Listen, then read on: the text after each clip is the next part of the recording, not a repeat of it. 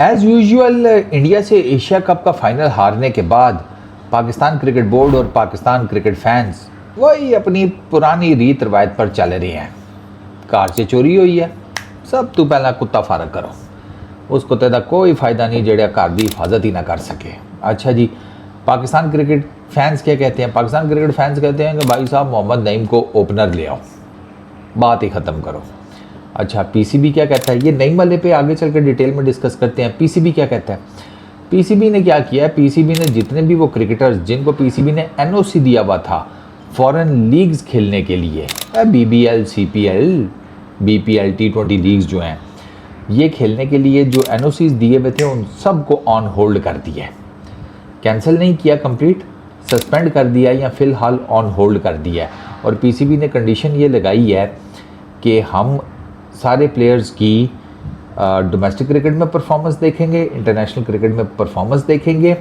हमने जो parameter set किया हुआ है परफॉर्मेंस का, अगर तो ये उस परफॉर्मेंस को मैच कर गए डोमेस्टिक में भी इंटरनेशनल क्रिकेट में भी, तो फिर हम इनको एनओसी जारी कर देंगे। 2 लीग्स के खेलने का जो पीसीबी का ऑफिशियल रूल है, 2 लीग्स अपार्ट फ्रॉम पीएसएल, तो टोटल 3 हो गई, पीएसएल और 2 फॉरेन लीग्स।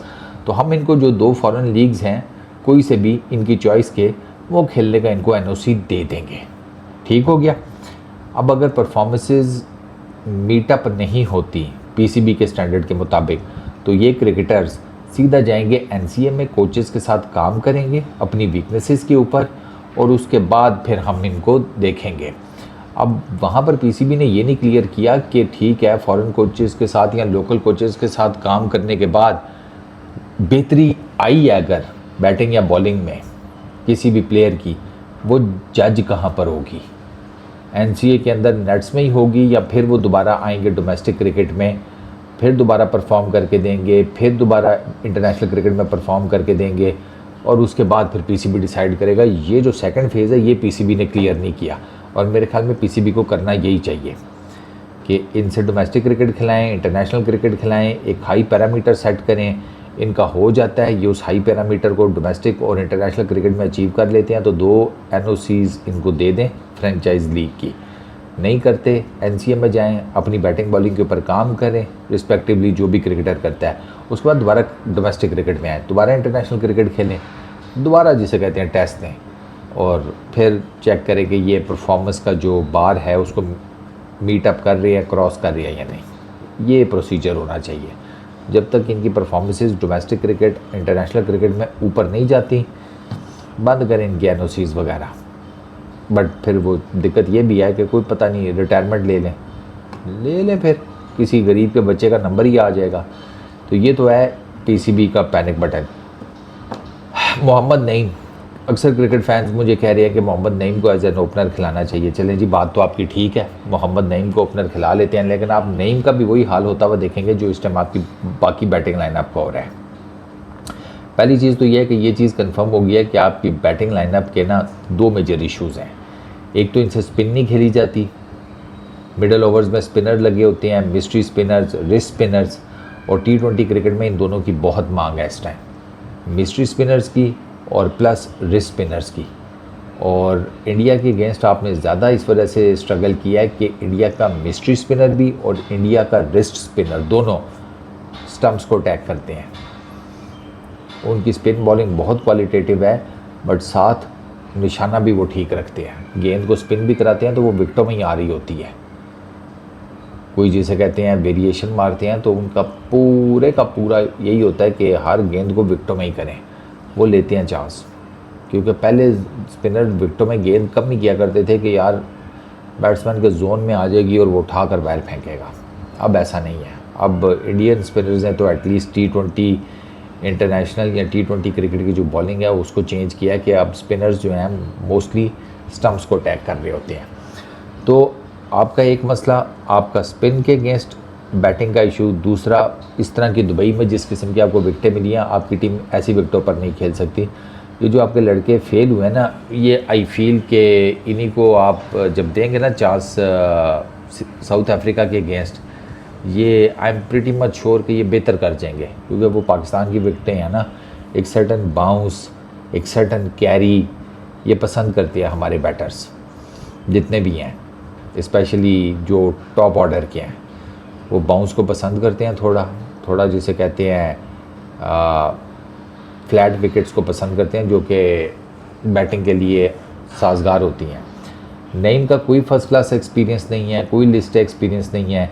वो इन अ वे के एकदम से उठकर वही टैलेंट हंट प्रोग्राम या जो भी वो इसका है लाहौर कलंदर्स का, उसका पार्ट बना दो कि नईम को खिलाने से रिलेटेड बड़ी कंट्रोवर्सी भी हुई इमर्जिंग कैटेगरी में and all that, but who cares. बाकी सारे 20 किस्म की फनकारियाँ जो हैं वो PSL में मारते हैं, बाकी फ्रेंचाइजीज भी करती हैं, ये सिर्फ नईम नहीं है।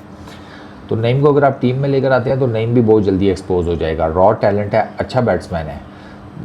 इस साल PSL में उसकी मेरा ख्याल है 3 50s हैं, 3-4 50s हैं उसकी, और अच्छा खेला है, तगड़ा खेला है उसने। लाहौर को बड़े अच्छे स्टार्ट्स वगैरह दिए हैं, स्पेशली उन मैचेस में जिनमें ये खड़ा रहा है। बट द प्रॉब्लम इज़ कि द मोमेंट ये इंटरनेशनल क्रिकेट में जाएगा ना, ओपोनेंट्स को मतलब एक आधी गेम ही चाहिए होगी इंटरनेशनल लेवल के ऊपर इसकी बैटिंग को समझने के लिए, फिर वो इसकी वीकनेसेस निकालेंगे और इसका पकड़ के धड़न तख्ता कर देंगे, और फिर आप रोते बैठे रहेंगे यार एक और ओपनर आया था वो भी ज़ाया हो गया। रॉ टैलेंट है, बार बार मैं कह रहा हूँ रॉ टैलेंट है, इसको ना आराम सुकून से देखभाल के यूज़ करें। कोई ज़रूरत नहीं है इसके बारे में जल्दी करने की, उसको लेकर आने की। आप ऑलरेडी एक्सपेरिमेंट कर चुके हैं। सुफियान मकीन का कोई फर्स्ट क्लास लिस्टे का एक्सपीरियंस नहीं है, आपने उसको टीम में डाला हुआ है, उसे आप खिला भी नहीं रहे। अच्छा, इसका सलमान मिर्ज़ा का बहुत कम है। आपके जो बाकी क्रिकेटर्स हैं, बाबर, शाहीन, रिजवान, फ़हीम, नवाज़, यू नेम इट, ठीक है, बहुत कम ऐसे क्रिकेटर्स हैं जिन्होंने रिसेंट टाइम्स में डोमेस्टिक क्रिकेट खेली हो या फर्स्ट क्लास क्रिकेट खेली हो। हमारे इवन सीनियर प्लेयर्स भी वापस नहीं जाते फर्स्ट क्लास क्रिकेट में, जो पाकिस्तान की डोमेस्टिक क्रिकेट है उसमें नहीं जाते। ये नहीं खेलते 4 दिनों की क्रिकेट, 3 दिनों की क्रिकेट।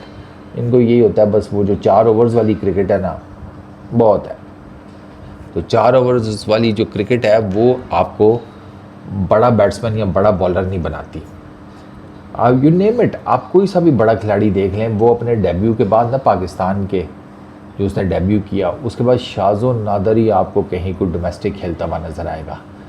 बाबर को मैंने नहीं देखा, शाहीन कोई नहीं, रिजवान कोई नहीं, बाकी सारे भी कोई नहीं। तो जब आप अपनी डोमेस्टिक क्रिकेट ही नहीं खेलेंगे तो कहाँ से परफॉर्मेंसेस लेकर आएंगे। ऑन दी अदर हैंड वो इंडियन क्रिकेटर्स वो सारे के सारे डोमेस्टिक क्रिकेट खेलते हैं। मिसाल के तौर के ऊपर आपको पता है कि रिंकू सिंह मिडिल ऑर्डर का बैट्समैन है, उसको आप खेलते हुए देखें, आपको श्योर होता है कि यार ये तो है ही पक्का T20 मटीरियल, लंबी क्रिकेट में वी डोंट थिंक सो कि ये चल पाएगा। उस रिंकू सिंह के 50-60 फर्स्ट क्लास मैचेस हैं। तो क्योंकि BCCI डंडा देता है कि वो प्लेयर्स को पुश करता है डोमेस्टिक क्रिकेट खेलने के लिए, यहाँ तक पुश करता है कि श्रेयस अय्यर और वो दूसरे का क्या नाम है, ईशान किशन, उनके सेंट्रल कॉन्ट्रैक्ट्स BCCI ने इसी वजह से फारिग कर दिए कि वो रजामंद नहीं थे डोमेस्टिक क्रिकेट खेलने के लिए। PCB ने उठाकर बाहर मारा, BCCI ने। इसी किस्म के स्ट्रिक्ट एक्शंस जो हैं वो PCB को भी लेने पड़ेंगे। PCB को चाहिए कि भाई इन लड़कों को डंडा दें आप फर्स्ट क्लास क्रिकेट से रिलेटेड, ठीक है, डोमेस्टिक क्रिकेट के और जो टूर्नामेंट्स हैं उनसे रिलेटेड। मतलब ये लंबी बॉलिंग करते ही नहीं है। 4 ओवर का मैच होता है, उसमें भी जिसे कहते हैं ये बस जहाज़ ही उड़ाते रहते हैं। ये सही है, कैच पकड़ लिया, जहाज़ की मिमिक्री कर लो, आउट कर लिया तो जहाज़ जिसे कहते हैं उस जहाज़ उड़ाने का काम शाम कर लो एंड ऑल दैट। ये ऐसे नहीं चलेगा।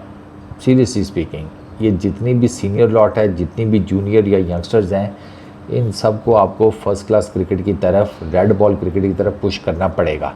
लंबे लंबे सेशंस बॉलिंग करें, लंबे लंबे सेशंस बैटिंग करें, तो इनके कोई थोड़े मसल शसल खुलें, ये थोड़ी लंबी क्रिकेट खेलनी शुरू करें। और ज़ाहिर बात है जब आप इतनी फ़र्स्ट क्लास क्रिकेट खेल कर आते हैं तो फिर वो 4 ओवर्स जो है ना, आप ऑन द ट्रॉट भी जिसे कहते हैं एज अ पेस बॉलर ठीक ठाक तगड़ी बॉलिंग से कर सकते हैं। तो नईम को लाने की मेरे हिसाब में तो जल्दी करेंगे आपको उसका वो बेनिफिट नहीं मिलने वाला जो आप एक्सपेक्ट कर रही है। एक तो हमारी क्रिकेट में उस तरीके से साइंटिफिकली काम नहीं होता जिस तरीके से बाकी दुनिया में हो रहा है। अब जो हिटिंग है ना, वो टुल्लेबाजी नहीं रही, वो भी एक प्रॉपर आर्ट बन गया है। उसमें मैटर कर रहा होता है आपका बैट स्विंग कितना स्ट्रॉन्ग है, मैटर कर रहा होता है कि आप ग्रिप को या हैंडल को, हत्थी को कहाँ से पकड़ते हैं, वो बहुत ज़्यादा मैटर करता है। और आपका फुटवर्क कैसा है वो मैटर करता है। अगर आप खड़े खड़े शॉट मारते हैं तो उसमें कितना बैलेंस होता है आपकी बॉडी का, कितना आप दमखम पैदा करते हैं अपनी बैटिंग में, ठीक है, शॉट मारते वक्त। बॉलिंग में आपकी पेस देखी जाती है, स्विंग देखा जाता है, सीम मूवमेंट देखी जाती है। ये सारी चीज़ें जो हैं ये बहुत मैटर करती हैं। छोटे छोटे इंग्रेडिएंट्स हैं ना बैटिंग या बॉलिंग के, तो इन्हीं इंग्रेडिएंट्स को मिल जोड़ के बनाया जाए तो एक प्रॉपर बैट्समैन या प्रॉपर बॉलर निकलता है। तो मेरी जितने भी क्रिकेट फैंस हैं उन सबसे ये गुजारिश है कि नईम को अभी रहने दें। अभी तो हम सुफियान मुकीम को सही करके नहीं खिला पा रहे, हम कोई किसी भी और तरह का जो है ना एक्सपेरिमेंट उसको अफोर्ड करने की अभी पोजीशन में नहीं है। ये लड़के आई थिंक सो जो एशिया कप में फाइनल T20 का हार के आए हैं, T20 इंटरनेशनल का वर्सेस इंडिया, आई फील कि ये लड़के साउथ अफ्रीका के अगेंस्ट जो T20 इंटरनेशनल सीरीज़ है 3 मैचेस की, उसमें बेहतर परफॉर्म कर लेंगे just because of wickets. Wicket बहुत ज़्यादा मैटर करती है, हमें इन ऐसी विकेटों के ऊपर खेलना नहीं आता। टीम इंडिया को सब माउ दी अदर आता है, उन्होंने कोड क्रैक किया हुआ है और आप देख लें अनबीटन पूरे का पूरा एशिया कप जीते हैं वो। सिंपल। इस वीडियो में इतने ही, अपना बहुत ख्याल रखना यार, नेक्स्ट वीडियो में मुलाकात होगी।